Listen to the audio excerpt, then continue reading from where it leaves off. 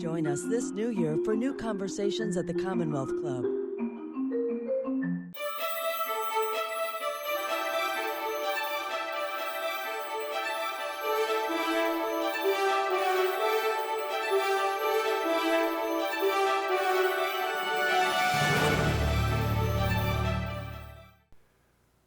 Welcome to the Commonwealth Club. I'm George Hammond, Chair of the Humanities Forum, which organized tonight's event.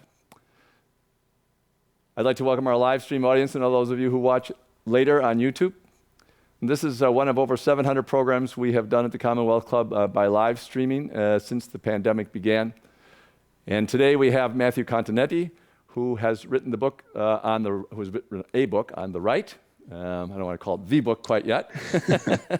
About the last 100 years of conservatism in America, starting with pretty much with Calvin Coolidge and running right through to Donald Trump. And all the different strands of the conservative thought, how they come together at times, how they split apart at other times. A very interesting study. Thank you very much for joining us, Matthew. Well, thank you, George. It's a pleasure to be here.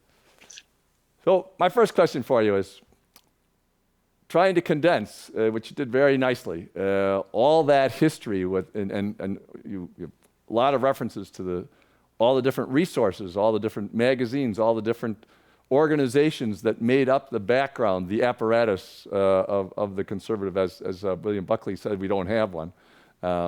So that's a lot of work. So how long did it take you to put all that stuff together, and when did you conceive of this idea and start working on it?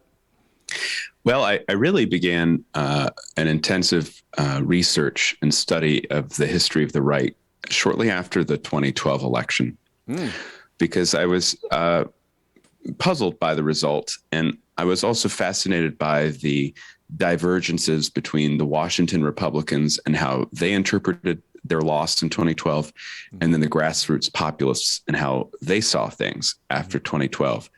And so I've thought that the best way to look into the election would be to go back into the past. And so I began writing and reading about the history of the American right. I began teaching it in right around 2016. And then the book, of course, is released in 2022. It's really, I'd say, between six to 10 years of thinking and researching and writing and teaching about this material before we finally produced this book. And I'll call it the book on the American right. Okay. You don't have to, George. I'll call it that. You go ahead. Yeah. Authorial privilege. So the theme that you have, or one of the many themes, the theme that you have is that different parts of what can be considered the conservative coalition and how that has come together and fallen apart over time. Some parts of the conservative coalition consider other parts of it unruly or illegitimate or difficult, all of which different parts are. And I find it fascinating that both the intellectual wing of the conservatives and the populist wing of the conservatives kind of mirror the exact same wings of other parties and other organizations and everything, that there is a reaction against the people who do the thinking in general. And I was wondering if you had any thoughts about that. Why is it that the thinkers can almost never be the ones who are popular? There are exceptions, but very, very rarely does the thinker make it to be the popular leader. Right. Well, I guess the simplest way to think about this is to think that there are men and women of ideas, and then there are men and women of action. And one of the themes of this book is, how do ideas get translated into action? What are the mediums by which ideas are communicated to people? How do the ideas find the right advocates and institutions? And then what do those advocates have to do in order to turn an abstract idea into a concrete policy and see it implemented?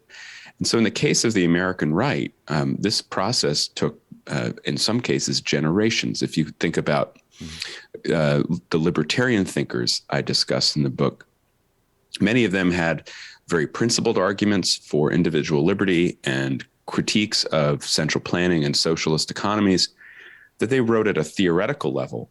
And then it really took figures like Milton Friedman to say, well, here are some practical policies that governments can institute to enhance human freedom and choice.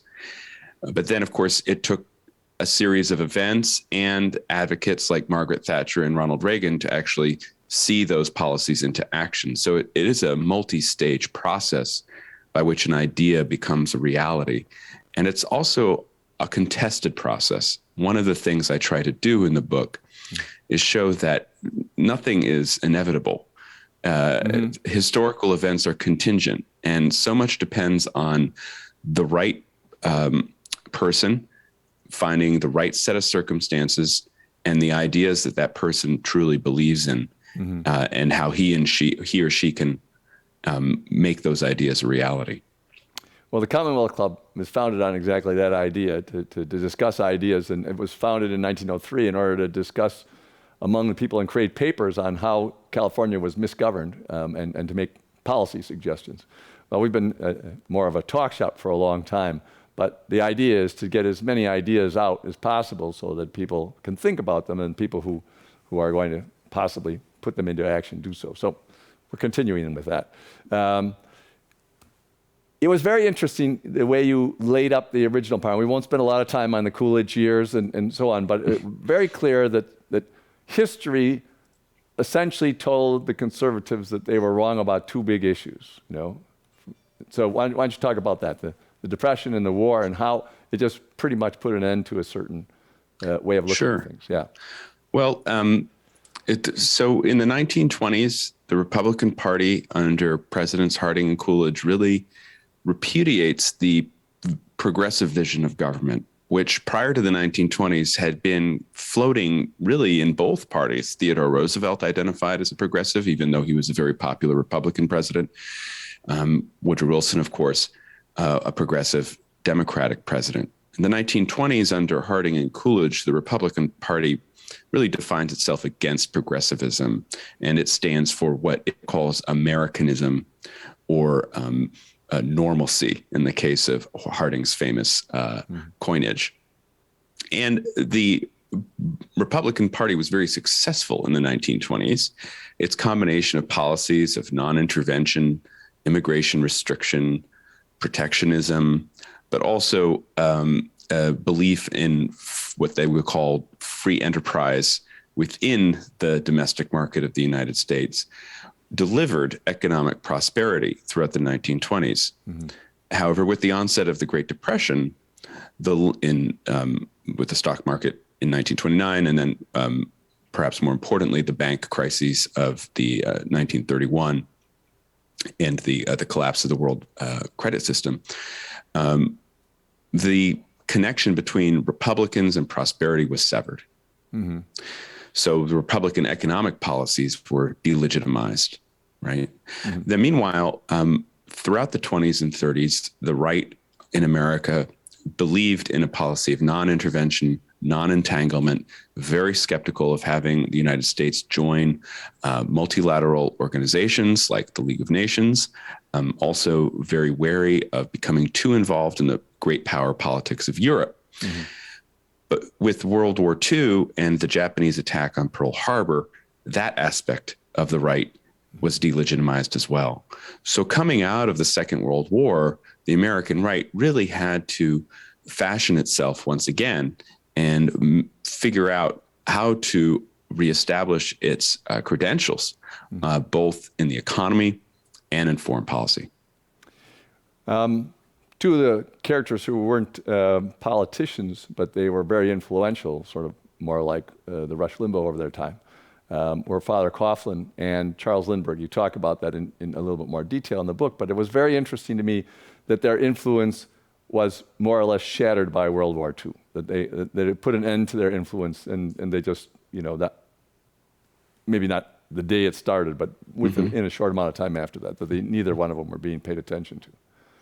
Yes, well, in the case of Father Coughlin, it was actually his superiors within the Catholic Church who told him to basically stop. And there was also some issues with the government and his publication that limited his reach. And so the Coughlin phenomenon, which was huge in its reach at its height, tens of millions of listeners, really dissipated. With Lindbergh, the famous aviator who was the primary spokesman for the America First Committee, America First basically closed its doors after Pearl Harbor. So it took the Japanese attack on Pearl Harbor to really kind of shake America and enrage America enough to become involved in the war. America declaring war on Japan, and then Germany declaring war on the United States, so making it a two-theater war. I see similar echoes, faint echoes, in some of the reception to Russia's unprovoked invasion of Ukraine over the past few months. Prior to that invasion, you saw a lot of discussion, including in some sectors of the American right, about how Vladimir Putin was a champion of national sovereignty and a leader in the global crusade for traditional values. And really, he was the aggrieved party here. As soon as those tanks started rolling over the border into Ukraine, however, a lot of those voices on the right became a little muted, and the American public opinion, just as a whole, is firmly behind Ukraine. Yes, and that was exactly where I was going with that analogy. I was wondering if you thought that this is what's going to happen on the right for the support of Putin as a leader of that kind of thing. So that's what I think is going to happen too. It's very interesting when you support something. I mean, there's plenty of times on the other side of the political spectrum in the left when, Stalin's actions slowly ate away at the support for communism among many people in the 1930s until the information came out so strongly that, boom, it was pretty hard to be a Stalinist after that. So there was always someone who tried. You make a comparison between Putin and national populism and on the right, and Che Guevara on the left for left-wingers. And I thought that was very interesting. Why do you think, in both cases, why do you think that those individuals got that popularity? Because neither one seems to have, not to say deserved it, but. Well, that idea comes from a right-leaning thinker named Christopher Caldwell, who in 2017, as I write in my book, delivered a speech entitled How to Think About Vladimir Putin to an audience associated with Hillsdale College in Michigan. And in that speech, Caldwell described Putin as a champion of nationalism against globalism. And so he had become an iconic figure, similar to Guevara was for revolutionary socialism, someone whose visage, could appear on a T-shirt, and it'd be instantly recognized for standing for a certain set of political principles. I don't think that ever really took on as much in the American scene as maybe in some European nations, where prior to the invasion of Ukraine, Putin really was seen as kind of a leader who represented more than just his country. And in fact, if you just look at the recent French presidential election, I think Macron effectively used Marine Le Pen's connections and words to Putin against her. But there's no question that parts of the American right in the last decade or so have wanted to see a strongman-like figure lead the American right and lead the Republican Party, someone who represents perceived masculine values, like the images of Putin on the horseback without a shirt and all that, a strong guy who's going to be tough and fight for his supporters and also maybe his country more broadly. That type of parallel really was visible, continues to be visible in some cases, but it was never really connected to Putin directly, though in some cases, of course, you could see it. And there was some evidence during the Trump years that Republicans were becoming more favorable to Vladimir Putin. Mm-hmm. But I think that has stopped or has slowed since Ukraine. Yeah. All right. So let's go back to World War II. Well, before we go there, you had a little vignette about the Veterans Bonus Army in 1932. And what I found interesting were the three military leaders that were involved. This was the 1930s. So why don't you tell that? Because that was not expected. Well, yes, no, it's an interesting little detail of history is that when the Bonus Army marched on Washington, basically these were veterans who were demanding the pensions from World War I. Mm-hmm. And they came to march in Washington during the Hoover, the final year of the Hoover administration. And they basically encamped. It was kind of like an Occupy Wall Street situation. Mm-hmm. It was an Occupy Anacostia, I believe that part of DC is where they set up shop. And the military came in to clear the camp. And the generals, they weren't generals then, but they included figures like MacArthur, Patton, and Eisenhower, all involved in this clearance operation. So a little interesting piece of trivia that when I came across it, thought would make a deserved inclusion in my story as well. Yeah, absolutely. Because nobody, I've read a lot about all three of those guys, and no one ever mentions that they were involved in that.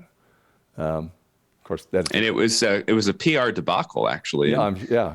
It played, I think, a part in Hoover's loss in 1932. Yeah.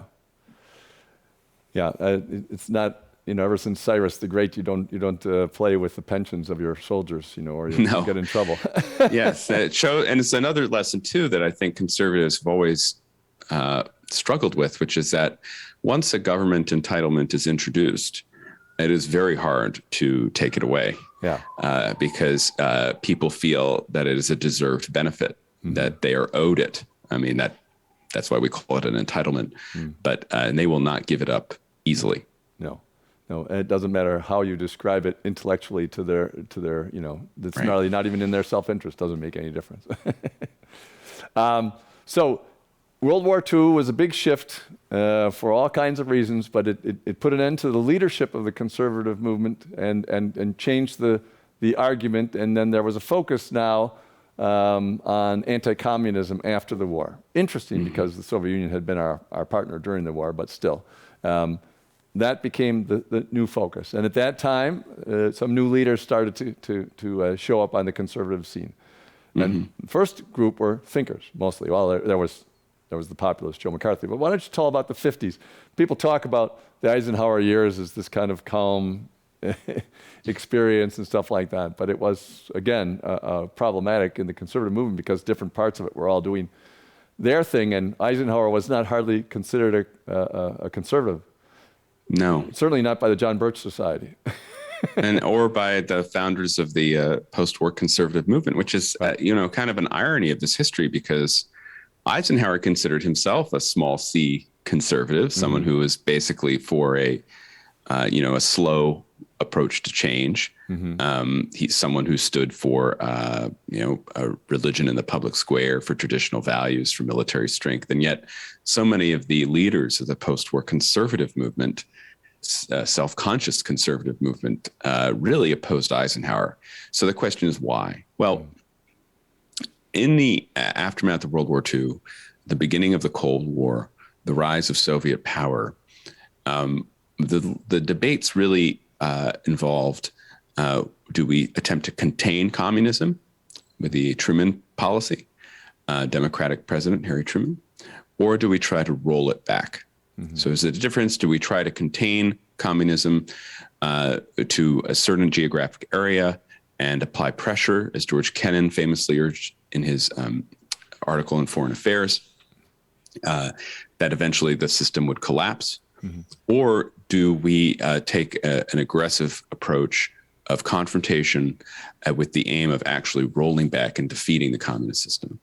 Well, Eisenhower, while his Secretary of State, John Foster Dulles, had made some more rollback comments early on. By the time the Eisenhower administration really settles in, Eisenhower continues the policy of containment. And this angers a lot of figures on the right, like the founders of the post-war conservative movement, who wanted rollback.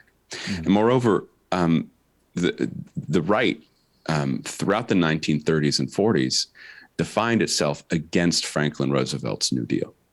So if a conservative is always kind of rises up in defense of an institution against a revolutionary challenge, the right in the 1930s thought that the institutions they were defending was the American Constitution and free enterprise system against what they saw as the revolutionary challenge of FDR and the New Deal. So these post-war conservatives wanted to roll back the New Deal just as they wanted to roll back communism abroad. But Eisenhower, of course, very famously and importantly, does not attempt that. He maintains the New Deal as he maintains containment. And this, I think, caused the post-war conservatives to really fashion their identities in opposition to Eisenhower. So it's at first it may seem strange that this happened, considering he was a popular Republican president. But when you look into it a little bit more closely, you see what exactly they were reacting to. The goals of those post-war conservatives were to roll back the New Deal, to get the government back to where it was prior to FDR's election, and to defeat communism abroad. But what was interesting, though, was those two positions really put the post-war conservatives kind of on the fringes of American politics and society in the 1950s. It's interesting that, conservative is supposed to try to keep the institutions in place, basically, but it depends on how old you are, probably, as to what institutions you want to keep in place, right? How far back do you go? This is what I want to have. I want to get back to what it was like when I was a child. And the older you get, the more work you have to do to undo whatever happened in the meantime. So, because I think almost everybody would think of Eisenhower as a relatively conservative and not inactive president, but he didn't try to change a lot of things.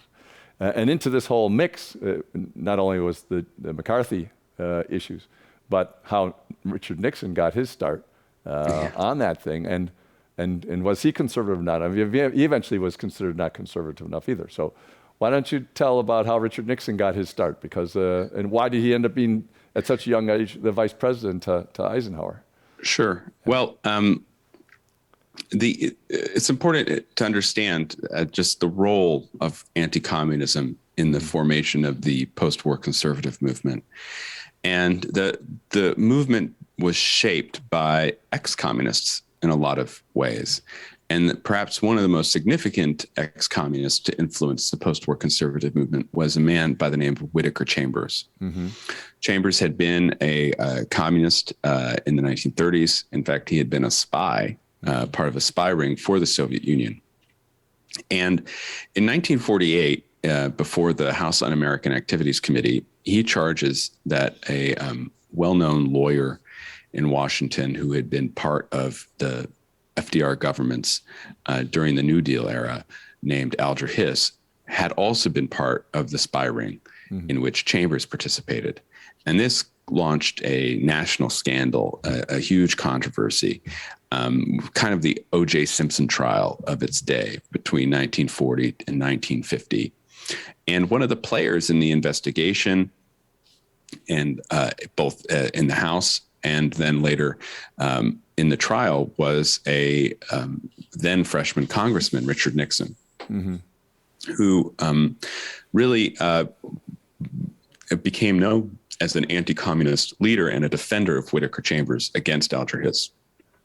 And so Nixon's anti-communist positions, I think, made him attractive to Eisenhower as a potential running mate, because Eisenhower was coming in to the picture in 1952 with very little political experience. I mean, you can't be the supreme commander of NATO and the leader of the alliance that defeated Hitler and not have political skill, right? And that's the thing. That's why people continue to kind of misjudge Eisenhower. But in the partisan terms, it was unclear where Eisenhower actually stood, especially on domestic matters. I mean, his expertise was in foreign policy. Both parties asked him to run for president. Yes, right? Yes, exactly. And he defeated for the nomination in 1952 kind of the leader of the old American right, Senator Robert Taft, who was the son of a former president himself, but a senator from Ohio, and a leader in that kind of non-interventionist, protectionist right, who had run several times for the Republican nomination, but he never got it. So Eisenhower wants to kind of shore up his connections with the anti-communist wings of the GOP. And that led him to pick Nixon to be his running mate in 1952. Of course, that was not an unproblematic choice, famously because of the Nixon, the so-called slush fund that was discovered that, Nixon had to address the nation in the Chequers speech to preserve his place in the ticket. It is interesting, as I tell this lengthy story about Whittaker Chambers and Richard Nixon, how much of my book is actually tied up with Nixon and his political career, because he arrives pretty early in my story in 1946, and of course carries on through his resignation in 1974, and then in some ways lingers even after that. Yeah, his just you make a comment about the 1960 election, which I thought was cleverly worded, by the way, where you say that Nixon saw JFK's dirty tricks, but decided to not contest the election. Yes. Now, the reason, I mean, for those of you who are very young, dirty tricks was exactly what Nixon was known for. So the fact that you turned it around and put it on Kennedy was kind of cute.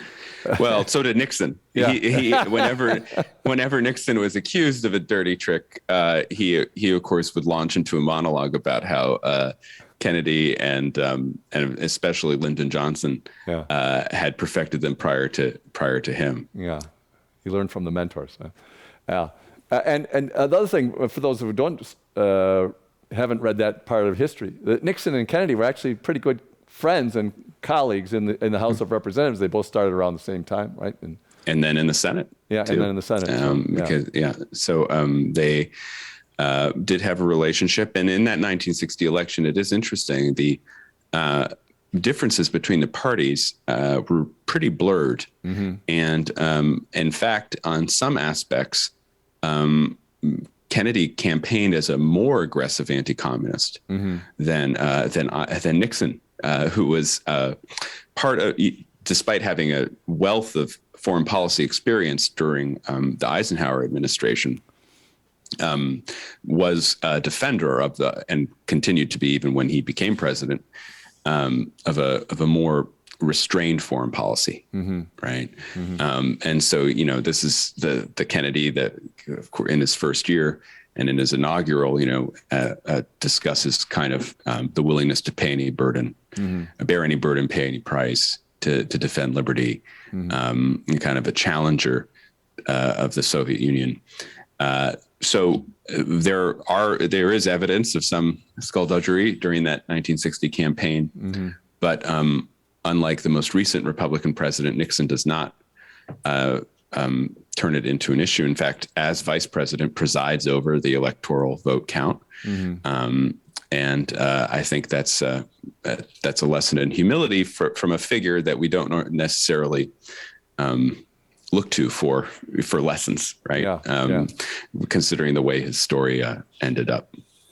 Yeah, you talk about, when talking about Nixon, you talk about how difficult this was for younger people during the war and stuff like that. And since I'm of that age, I thought I'd throw in, I think what the big difficulty was the fact that everybody who was 16 and older, not everybody, but large numbers of people, knew that LBJ and Nixon, it wasn't a partisan thing, but that LBJ and Nixon had both been lying about what was going on, and were frustrated that their parents didn't catch on, and that their parents did not buy that argument. And it was, in a way, it was too close to World War II in their experience, and their experience was, yes, not everything was completely clear during the war. There was lots of opaqueness, but the inherent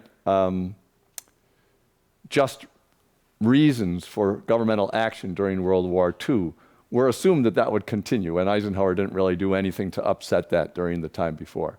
Whereas then, people just made that assumption. But you said it about Nixon, because at the time, I remember someone saying to me, anybody would be a better president than Nixon. And I said, anybody would be better than him? He said, anybody in the whole country would be a better president. And I said, have you ever watched the president of your local PTA at work? Because that would tell you that 97% of the people would do a worse job than Nixon, no matter what he's doing. And so it was a difficult time for not seeing things in terms of, we've been lied to. Everyone assumes that the government now, and has for a long time, lies some of the time, if not more than 50% of the time. And so it was a big difference. I think that was the big emotional problem that broke the generation, or caused that generation gap at that time, was that the young people accepted that they were being lied to, and or at least believed that they were being lied to, and their parents did not. There was a collapse in trust for sure because of Vietnam. There was, of course, many more casualties, American casualties, not to mention the Vietnamese casualties, because of our involvement there. Tens of thousands of soldiers killed. There was the draft, right? And then there was also corruption associated with the draft if you got out of it, or when I look at the story I tell in the book, Vietnam is a pivotal period because of its effect on the Democratic coalition and its effect on liberalism. Basically, the Democratic coalition comes apart, opening the way for Nixon's return as president and his comeback in 1968. And it also affects the intellectual circles, the counterculture, the anti-war movement, changes in the nature of the civil rights movement and the agenda of the civil rights movement in the late 1960s are all instrumental in pushing a group of anti-communist liberals to the right and to the Republican Party. And those become the first wave of what come to be known as neoconservatives. So hugely important. And then I would say too, when I look back at the last 20 years, I think you can look at the war in Iraq as having a similar effect on the American right as the war in Vietnam had on the American left. Before we get to what came after Nixon, I want to go to Goldwater for a second, because he was quite influential in a way that people don't realize, because he lost so badly to LBJ. And I think one of the things that you show, he's known as an extremist and all that, because that's how he was painted. But, you have a couple of stories in your book, which I also have read before, about his stand on certain issues was quite not so extreme. There was this John Birch Society, which is another thing to explain, because I think that also helps explain not where the Tea Party itself, because it's not exactly the same at all, but where different populist movements on the conservative right are aligned with that. And the John Birch Society was known as being extreme and extremist. And the leader wrote a book that claimed that Ike was part of the communist conspiracy. And Goldwater said to him, well, you can tell the story. Burn the book. Burn the book, They said, this is trash. Don't let anybody see this. It's going to ruin us all. That's what Barry said. Barry Goldwater had a very acerbic personality, and he wasn't afraid to say something kind of, I wouldn't say even outlandish, but he spoke his mind, and he didn't really care what people thought. A quality you see in many political figures, and you definitely see in Goldwater.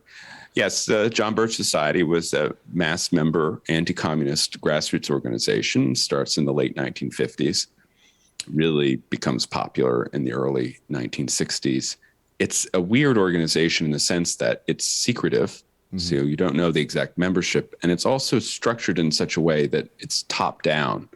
So the message and the activities are controlled through its leader, Robert Welch, who was a former candy magnate, produced candy bars, but was also an anti-communist and a conspiracist. As you say, he believed that Eisenhower was part of the communist plot. This was just a crazy idea. And it became a problem for the conservative movement because conservatives wanted to attain power within the Republican Party. They wanted to get a platform where they could advocate for their positions, which were developing with all this intellectual activity, their proposals, which were becoming more concrete. And they couldn't find their way into the center of the American political conversation if they were associated with conspiracies and extreme beliefs like in the John Birch Society. So it became a very complicated process of disentangling conservatism from the John Birch Society and its conspiracy theories. Goldwater, even though he knew that this was the wrong thing, he kind of ended up getting kind of caught up in this morass of his famous line in his 1964 acceptance speech at the Republican National Convention at the Cow Palace, where he says, "Let me remind you that extremism in the defense of liberty is no vice," was very controversial. And I tell a story in the book that a friend of mine was there watching the speech as it happens, and he's overheard one reporter say to another, after that line was uttered, the reporter said to his friend, "Dear God, he's going to run as Barry Goldwater," knowing that at that time in 1964, Goldwater's ideas were just not considered mainstream in many ways. But the other saying that I like to quote comes from George Will, who said that, Barry Goldwater won the 1964 election. It just took 16 years to count the votes because you can trace a line between Goldwater's defeat in 1964 and Ronald Reagan's victory in 1980. And of course, Ronald Reagan makes his national political debut with his speech, A Time for Choosing, that airs on television with about a week to go in the 1964 campaign. And clearly, once that speech aired, people immediately began urging Reagan to run for governor of California. Yeah. So let's talk about Reagan then, because it's the perfect transition. You had a great quote. He ran against Berkeley almost, when he was running for governor. Yes. And one of his lines, which you quote, was that campus radicals look like Tarzan, have hair like Jane, and smell like Cheetah. Yeah. And I think, first of all, it's a great line, but second of all, it shows the way he used movies and pop culture to make comments, which he did all the time, which is a big part of his appeal. In pop culture, he tied politics into pop culture, and he was a movie star. Yes, we talk about the conservative movement and the ideas, and we've been talking about that. Well, one of the things that's fascinating is that two of the biggest influential conservatives, totally different kinds of conservative, are people with outsized personalities or personalities that people find influential.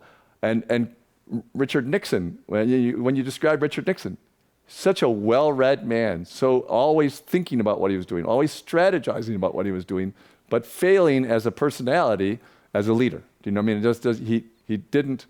LBJ also so good at this is not conservative, but LBJ so good at making things happen in the Senate and the Congress, but not able to project a personality that made him a leader that people would be willing to listen to in a way. I think that's an interesting point. I would say with Nixon, if you had asked in January of 1973, people would say, wow, things really are working out for Richard Nixon. He just won this landslide victory, and finally people, he's getting what he wanted. He had signed the Paris Peace Accord. And of course, that underneath the surface was Watergate, which was building. The break-in Right. had happened in June of '72, but how he handled that, of course, I think has led many people to reevaluate what had come before in his presidency, which are actually, whether you agree with them or not, pretty significant achievements. I mean, the most perhaps consequential in world history was his visit to China and his recognition of China in 1972. I would say on Reagan too, I take a slightly more complicated view, which is that there's no question that Reagan's personality was unique and compelling and did so much to bring conservatism into the mainstream of American life, bring conservatism into power with his election in 1980. At the same time, Ronald Reagan was much smarter than he may have wanted people to think. And if you go read his diaries, or if you read his correspondence, or if you read some of those radio addresses he gave during the wilderness years after he left the governor's office and before the 1980 campaign, he had the 1976 campaign in the middle there, but he was a consumer of all of the intellectual products that the post-war conservative movement was putting out. So he read National Review. He was friends with National Review's editor, William F. Buckley Jr., the founder of the post-war conservative intellectual movement. He was a subscriber to a newsletter called Human Events, which was a long-running Washington conservative newsletter. It's actually quite funny. I don't know if I tell this story in the book, but he continued to receive all these publications while he was president, and he would often read an article in them and call up his advisors. And it got to the point where his aides, Michael Deaver and James Baker, would try to hide the latest copy of Human Events from President Reagan because they didn't want him to see something that would send them down a rabbit hole, or they thought, what they considered a rabbit hole. So it's actually really striking when you study Reagan, as I have for this book. And I say in the book, the consistency of his beliefs is really striking. I mean, he kind of comes onto the scene in a political sense in 1947. He talks to the House Un-American Activities Committee in his capacity as president of the Screen Actors Guild. And he gives an interview to Hedda Hopper, the Hollywood gossip columnist, after his testimony. And he talks about in that interview the importance of freedom, of democracy, of American exceptionalism, of a bright future, of course, his opposition to communism as something that just kind of squelches humankind's creative spirits. And of course, these themes are reflected in all of his speeches up to his final address at the 1992 Republican Convention, his last major speech. That view of the world never changed, and the principles never changed. But he was very good also at relating those principles to concrete issues. And so, an unusual thing about Reagan's speeches. And in fact, something that, say, Peggy Noonan, his famous speechwriter, writes that she often struggled with is Reagan always wanted to put details in the speeches, statistics, actually what would come across as quite boring, numbers and facts and figures.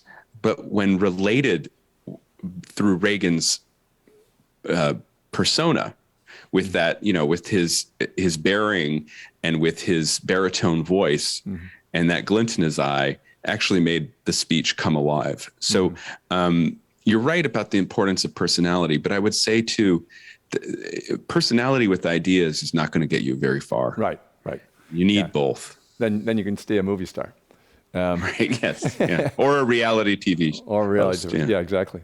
The interesting thing too is the timing. You said he got started in 47. It was 1980, 33 years later when he won the election, and he had definitely tried in 76 to beat Ford. And as you said, he made famous in 64 when the Goldwater thing. But his timing was perfect in 1980 because, Jimmy Carter was saying, America is washed up. I mean, that's the way it looked. And for him to come in with this sunny humor, a lot of people didn't like what he said.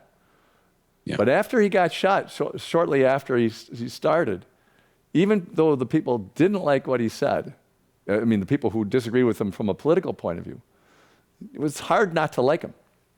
It was hard not to like him because he made jokes as he was going in after he got shot and about to die. I mean, he could have died. It wasn't a lighthearted shooting. You know, it was a serious shooting.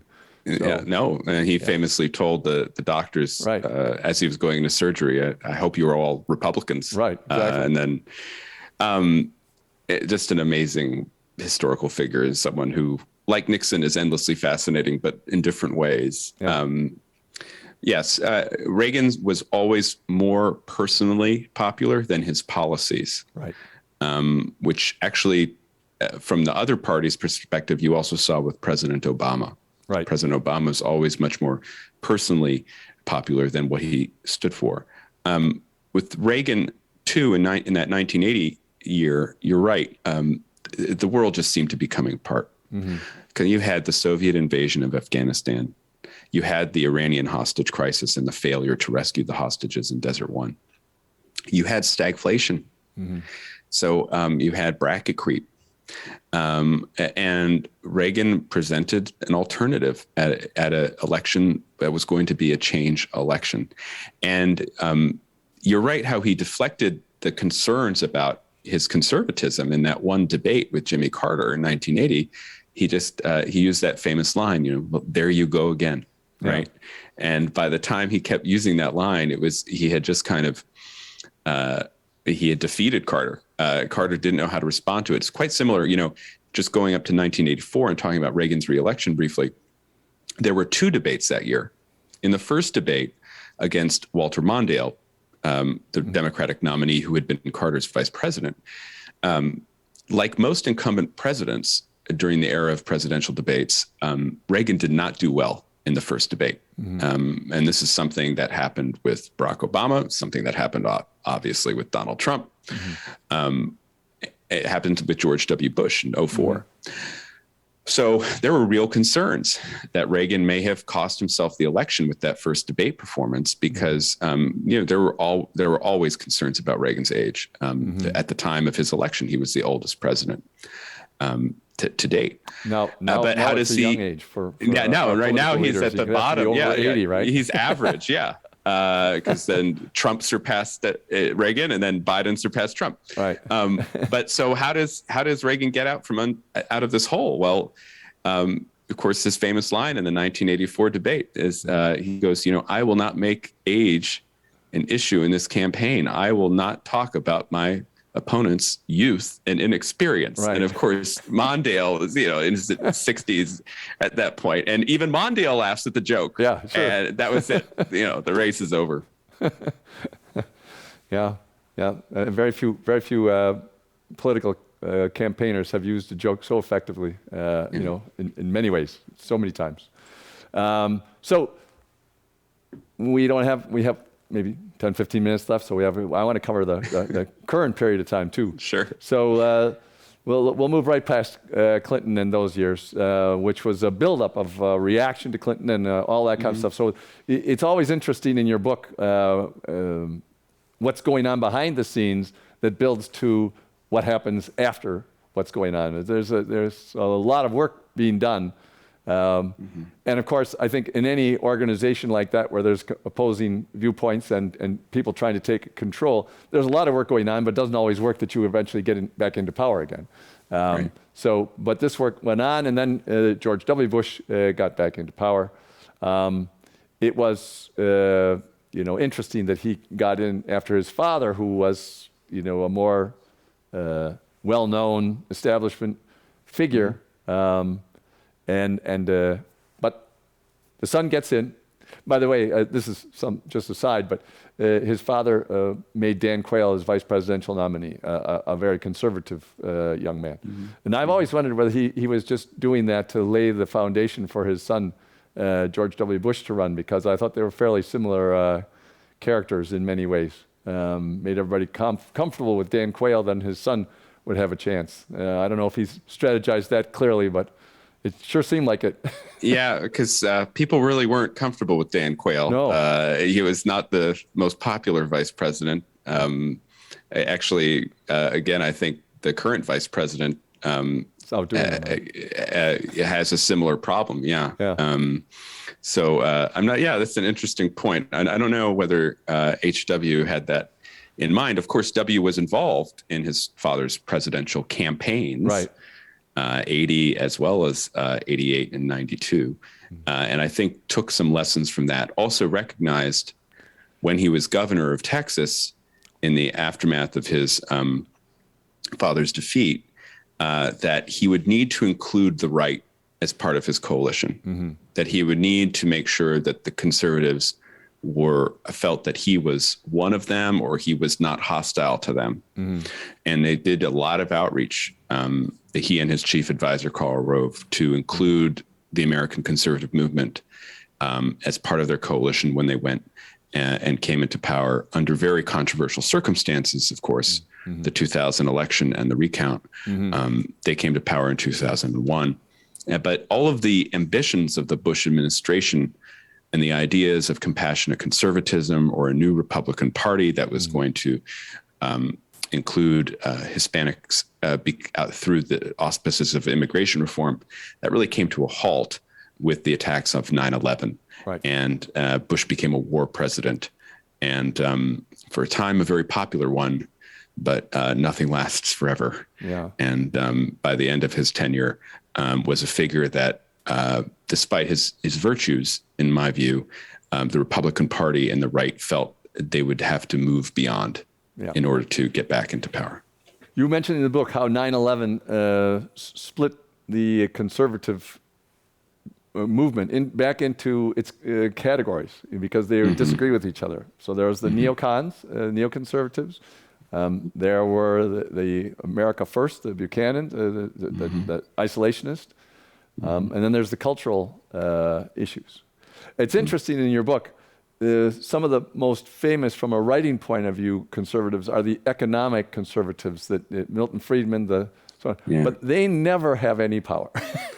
I mean, they influence some things, but they're never at the center of politics. Yeah, probably Milton Friedman was the closest you get. Yeah. And it is interesting if you look and you read Capitalism and Freedom, his major book, which came out in 1962, the ideas that he talks about in those books, that book, and then Free to Choose is the sequel in 1980, they, in many cases, are reality. When you think about school vouchers, monetary policy, though the monetary policy is strayed from what Friedman would want, negative income tax or the earned income tax credit.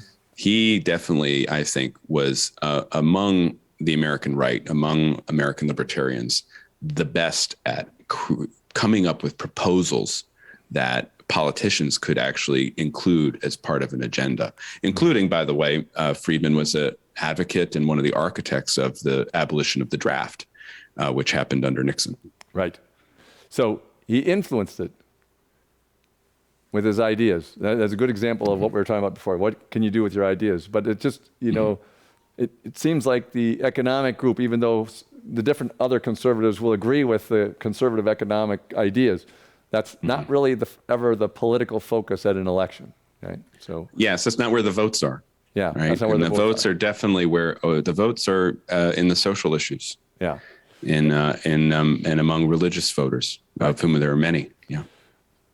So we know that had a big influence on Donald Trump's election, and we'll go back to that. But before we go back to that, it seems like we are about to have another wave of that this reaction, like family values, I don't know, you can call it all kinds of different things, but that people feel that the interests are too fringe again, and that the Democratic Party is interested in too fringe ideas instead of in the big substantive issues for the rest of the families, and that not paying attention to this is going to hurt them pretty badly at the election. Yes. So. Yeah. I found in the history that I studied that the Republicans' greatest victories are the result of Democratic overreach. And conversely, Democrats score big when Republicans are seen as to be out out of the mainstream. Right. Like, I mean, take the Goldwater example. Right. Or even take the 2020 election as an example. Even though Republicans down ballot did unexpectedly well, I think Trump lost because moderates and independent voters in the suburbs were just tired of him. Yeah. They're just tired of the endless controversy. So you want to be associated with the mainstream in American politics if you want to maintain a majority. And the problem with the Biden administration is that Biden was elected on an anti-mandate.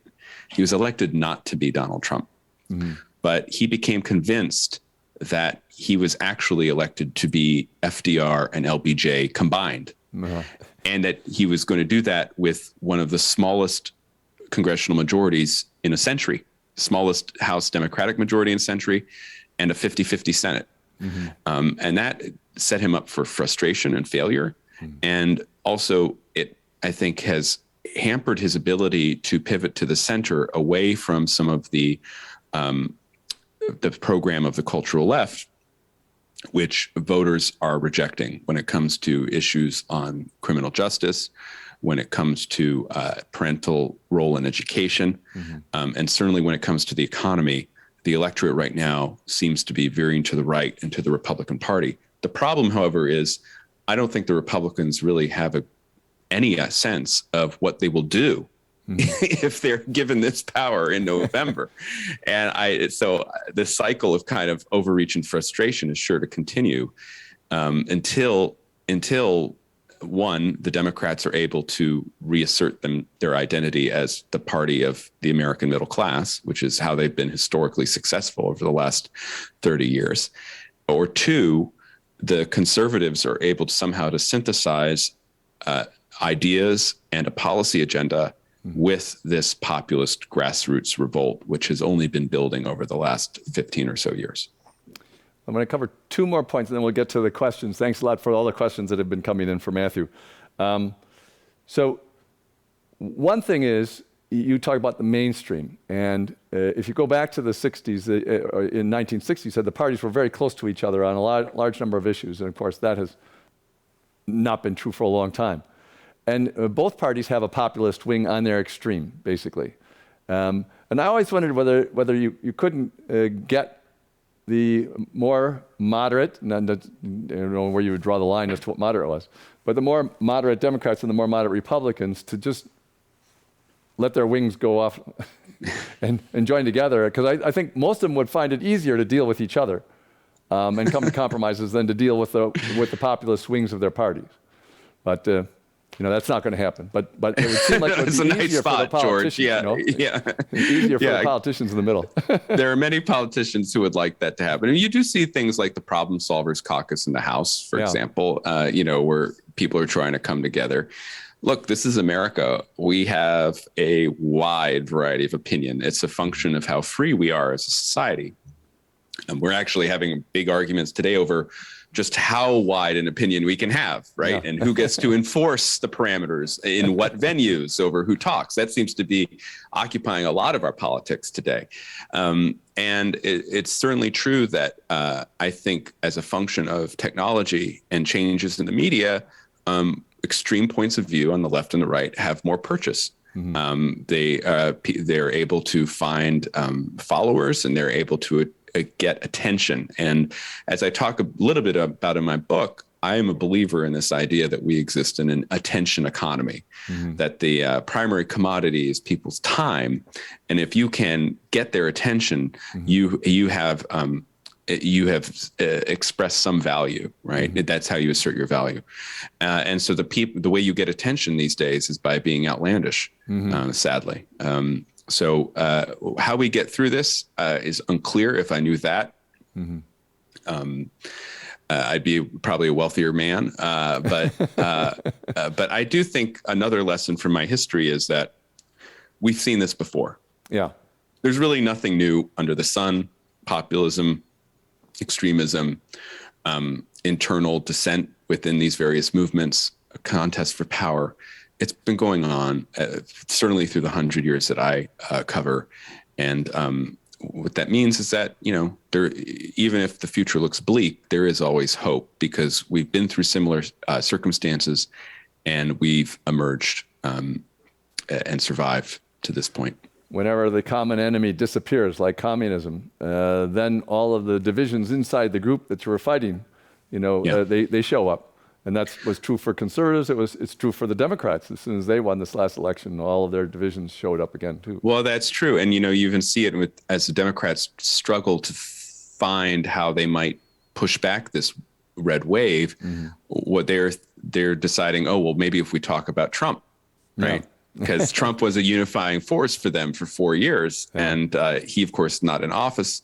So it makes it harder to make that argument. But you're right. People are much more willing to agree on what they are against than what they are for. That's of course, it's what they're for is actually what makes the biggest difference.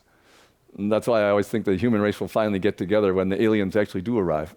Well, Reagan said that too. Reagan once said that. He said, would it be great if the alien invasion could come, so we would all know how much in common we have.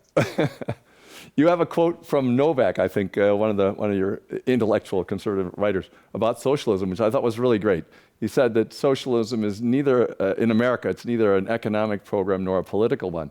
It is the remnant of Judeo-Christian beliefs in goodness and paradise on earth and sharing, a sharing economy. And I was wondering if you felt that was said 30, 40 years ago or something like that, whether that accounts for the millennial interest in socialism and the number of people that are willing to vote for it. Because it does seem like they're not really asking to change too much of what it is. It's just let's all share things a little bit more, or let's all, and I thought it was an interesting argument because religion is not as prominent as part of how people identify themselves anymore. I mean, everyone knows about the identity issues now. The main identity issue in the 1950s and 60s is, are you a Lutheran or a Methodist or this or that or another thing? And, now people don't pay any attention. No, they pay attention to it, but it's not the issue. It's not a political issue anymore. And one other thing about the conservatives, it's kind of interesting that two of the big political figures, Reagan and Donald Trump, neither one fit the mold of family values and so on. They both divorced a couple times in Donald's case, et cetera, et cetera. So it's fascinating that they were able to pull those strings and talk about it anyway. Yes. On socialism, Michael Novak, the theologian who and defender of American capitalism, I think made a very incisive point there where he talked about that socialism in some ways is a secularization of religious belief, that it's a community of brotherhood of man and such. And I think that does apply to younger generations today, where you see the disaffiliation with religion, with the collapse in religious attendance, and that socialism is a substitute there. On Reagan and Trump, you're right. I mean, Reagan was divorced once, Trump was divorced twice, which means the next advocate for the religious right will be divorced 3 times. I don't know who that is. One of Donald's sons, I guess. Maybe, I don't know. So why then does the religious right embrace these figures who don't have much in common with them? I think it's the sense that they will be their champions. So that Reagan really took on many of the issues that the moral majority in the 1980 election voiced support for. He talked to them. He said that he would bring their agenda into the Oval Office, and it was the same with Trump. Even though many religious figures were leery of Trump early on, once the campaign got going, and then certainly once he came into office, he made sure that part of the coalition was always satisfied, and it paid political dividends for him and continues to. You make a very interesting point in your book about Trump, that if he had not supported the January 6th insurrection, to the extent that he did, whatever that amounts to in the end, that he would be known for having satisfied so many of the issues, especially the judicial issue and other things, and that he would have accomplished certain things, but that's going to all be overshadowed by the insurrection. Yes, I mean, that is my belief. That is how I view the Trump presidency. Yeah. I will say that in the year since I wrote those words, there's always a lag time with the book production. I've been actually quite surprised at how little January 6th matters, in particular within the Republican Party. And so I think that Trump's stature in the Republican Party is still very high. We'll see how far his reach goes in some of these upcoming primaries these next 2 months. But he remains the central figure in the Republican Party despite the events of January 6th. And I think that should give everybody pause, and they need to think through the fact that in many ways we are still living in the Trump era. It hasn't ended yet. I'm sure Biden felt that way the first 6 months of his presidency because Trump was in the news more than he was, I think, still. Yeah. So anyway, we do have some questions. We're nearly out of time, but I do want to ask a couple of them. One, Marlene Jones, just to ask Matthew, are you writing from a conservative, neutral, or liberal point of view? Sure. I am a conservative. I'm an American conservative. So I believe in the Constitution. I believe in the principles of the Declaration of Independence. I believe in the free market. And I believe in a strong America engaged in the world. Now, the principles that I just outlined to you are not necessarily the most popular in the Republican Party these days, or even on the American right. So even though I write as a conservative and I am a conservative, I try to be as detached and as fair-minded as possible in my history. And so I think readers will find that for almost the entirety of the book, I take a scholarly approach. And then toward both a little bit at the beginning and then a little bit further at the end, I kind of let I voice my own views on some of these matters, with regard to Trump in particular. Yeah, and you use a couple of adjectives every once in a while that leaks the point of view. Yes, it's the historian's prerogative, make it interesting, right? Absolutely, absolutely. Can't just be a report. Yeah, I love the one about Richard Nixon. You just refer to him as his premature exit from office. I thought that use of premature was very interesting. Yeah, well, anyway, we'll end with one question from George Steffner. He has several questions, but they're all about the same thing. Is it the left wing's growing fanaticism that has created the right wing's growing fanaticism, or is it in the other direction? Basically, who do you think, or is it a spiral? Everybody inspiring each other. It's the left fashions the right. There wouldn't be a right without a left. You always need the rebellion in order to bring about people who want to defend the status quo or the inherited institutions. So that's 200 years of history right there, right. Since we had these categories. And I think progressive overreach during the Obama years only fueled the fires of populist revolt in this country. Mm-hmm. I think Obama often said in public that there was a fever on the Republican grassroots, and that his policies were meant to make the fever go away. Mm-hmm. I think he got it backwards. I think Obama's policies, as well as his personality, which was responsible for some of the backlash, but I think his policies only made the Republican grassroots more suspicious of elites, more distrustful of institutions, and more willing to embrace disruptors from outside the system like Donald Trump. Well, that's great conservative advice to the left wing. If you want the conservatives to argue among themselves and not have a big influence, what you should do is don't rebel against anything big. Don't give us a target, and you'll find that we'll be talking among ourselves. It's like American foreign policy in the Middle East sometimes is, you make yourself the common enemy, and it really is a big problem now. As you go back to what Reagan said about the aliens, the same thing. It's a crucial kind of issue in politics that runs all the way, not through only America's 200 years, but 5,000 years of human history. Don't make yourself the target. Good advice. Yeah. It came from you. So there we go. So thank you very much, Matthew, for joining us at the Commonwealth Club in this high-tech way. And so ends another event at the Commonwealth Club, and it's 120 years of enlightened discussion. Thank you very much.